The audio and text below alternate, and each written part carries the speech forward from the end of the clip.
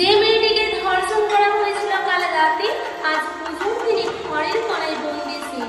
আর যে মানুষটা ধর্ষণ করেছিল ওকে নতুন জামা কাপড় পরে আজ সে ক্রেতাগ্রস্ত বাঙালি। সকাল সকাল স্নান সেরে একটা ধপধপে সারা ধুতি পাঞ্জাবি পরে পুজো মণ্ডপে এসে মহাসপ্তমীর অঞ্জলি দিচ্ছিলেন এই মাত্র। গতকাল ধর্ষণ করতে যাওয়ার আগে দুপুরবেলা ষষ্ঠীর ভোগ খেতে বসেছিলেন তিনি পুজো মণ্ডপে। লম্বা টেবিল, পাশাপাশি বসে ভোগ খাচ্ছেন কয়েকশো মানুষ। ওপাশে টেবিল থেকে কে যেন বলে উঠেছিল, আজকে স্পেশাল মেনু খাচ্ছেন অমুক দাদা। যে লোকটি ধর্ষণ করেছিল কাল রাতে এক হাতে খাবার নিয়েও দু হাতে হাততালি দিতে কার্পণ্য করলেন না কেউ। পাশে বসেছিলেন এ পাড়ার সবচাইতে বয়োজ্যেষ্ঠ মানুষ গগনী ঠাকুরদা।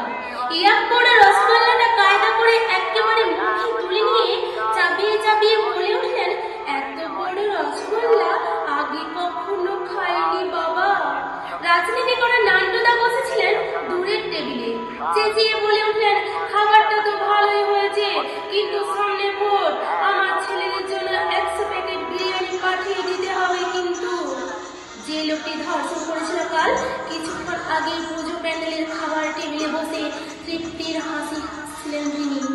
যে মেয়েটিকে ধর্ষণ করা হয়েছিল কাল রাতে আজ ঘরের কোণায় লজ্জায় বসে আছে সে। বাড়িতে জানিয়েছিল সব কথা। মা বলেছিলেন, চুপ, দোষটা তোর, অমন সেজে বুঝে থাকিস কেন তুই? মেয়েটি ভয় পেতে শুরু করে। জঙ্গল বাইরে, বাড়ির মধ্যেও তাই। যে মেয়েটির আজ নতুন জামা পরে প্যান্ডেলে প্যান্ডেলে ঘুরে বেড়ানোর কথা, ঘরের কোণায় চুপটি করে বসে রয়েছে সে একা, ভীষণ একা। বেজে উঠল ঢাক, দামি সাউন্ড বক্সে ভেসে এলো সপ্তমীর অঞ্জলির মন্ত্র। যে লোকটি ধর্ষণ করেছিল কাল রাতে আজ তার হাতে উঠল অঞ্জলির ফুল। কি ভীষণ স্বাভাবিক সে লোকটা, আর মেয়েটি চুপটি করে কেঁদে চলেছে ঘরের কোণায়। চারপাশে অনেক আওয়াজের মধ্যে মেয়েটির কানে এসে পৌঁছয় সপ্তমীর অঞ্জলির মন্ত্র। সংগ্রামী মেয়েটি কেমন যেন হয়ে যায়। এতক্ষণ গান ছিল সে, এবার চোখ মুছে ফেলে দু হাত দিয়ে। তখনও মন্ত্র ভেসে আসছে, আবেশময় হয়ে রয়েছে চারিপাশ। সর্বমঙ্গল মঙ্গলে শিবে সর্বার্থে সাধিকে শরণ্যে ত্র্যম্বকে গৌরী নারায়ণী নমস্তুতে। মেয়েটি কি হলো হঠাৎ করে কে জানে?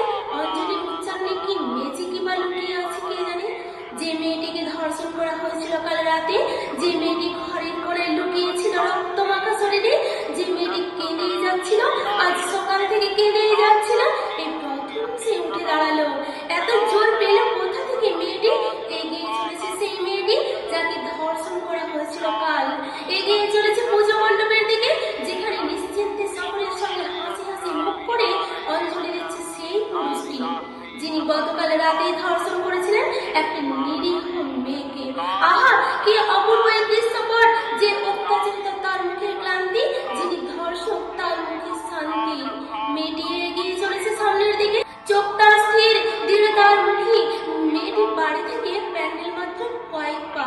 মেয়েটি সোজা পৌঁছে গেল দুর্গা মূর্তির কাছে। সামনে অগুন্তি মানুষের ভিড়, সবাই অঞ্জলি দিতে ব্যস্ত। দুর্গার হাত থেকে ত্রিশূল তুলে নিল সে, এগিয়ে যেতে থাকলো সেই সাদা ধবধবে ধুতি পরা লোকটির দিকে। কাল রাতে ধর্ষণ করেছিলেন যিনি। ওই দেখো, লোকটি দৌড়াচ্ছে।